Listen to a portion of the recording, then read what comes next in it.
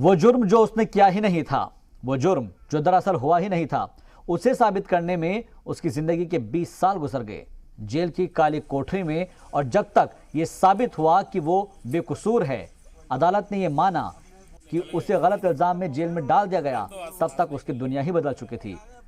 पूरा परिवार बिखर चुका था।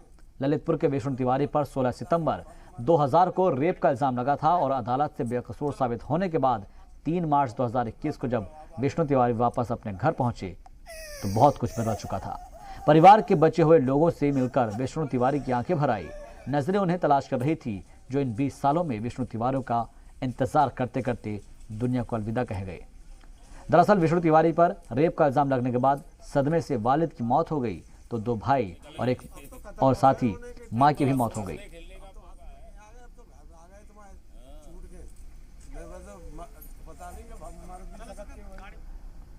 जाहिर है कि कोई भी वो दिन नहीं लौटा सकता है जो विष्णु तिवारी ने जेल के अंदर काट दिए, लेकिन सवाल यह है कि आगे की जिंदगी बसर करने के लिए क्या सरकार उनकी मदद करेगी। जी मीडिया से खास बातचीत में विष्णु तिवारी ने भी यही सवाल उठाया। हमारे साथ आज निर्दोष होकर विष्णु तिवारी पहुंचे हैं, इनसे हम बात करते हैं। जी विष्णु, कैसा रहा सफर?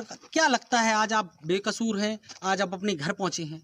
भाई साहब, जेल का सफ़र क्या है, जेल का तो बहुत बुरा सफ़र है। ज़िंदगी एक दिन मरना एक दिन जीना था। 20 साल इतनी बुरे काटे हमने, जिसका हिसाब नहीं हम जानते। हमारा घर परिवार बर्बाद हो गया, 2 भाई ख़त्म हो गए, हमारे टेंशन में अटैक पड़ गए, उनको माँ बाप ख़त्म हो गए।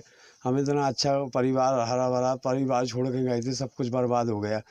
तो क्या जांच सही से नहीं हुई थी, क्या लगता है आपको? जांच हमें तो कोई जांच का पता ही नहीं चला। भाई साहब, उन लोगों ने जैसी जांच करी, हम तो अनपढ़ आदमी थे, सब ऐसे ही जांच हो गई और हमें कोई पता ही नहीं चला। जज ने भी जो फैसला दिया तो हमें भी वकील नहीं था हमारा, तो हमें सरकारी वकील खड़ा करके और हमें तो चैम्बर में बैठ के अपने उसमें बैठ के और हमें सज़ा सुना दी। हमें पता ही नहीं कि सज़ा दे रहा है, मतलब जज साहब सज़ा दे रहे हैं या क्या कर रहे हैं। हम सरकार से तो एक ही रिक्वेस्ट करना चाहते हैं कि अगर हमें जो हम छोड़ गए थे पूरा परिवार को, वो तो हमें मिलने का नहीं है, लेकिन अब हमें इतना कुछ कर दें कि हमारे जो हम कुछ अपने पैरों पर खड़े हो जाएं और कुछ कर सकें।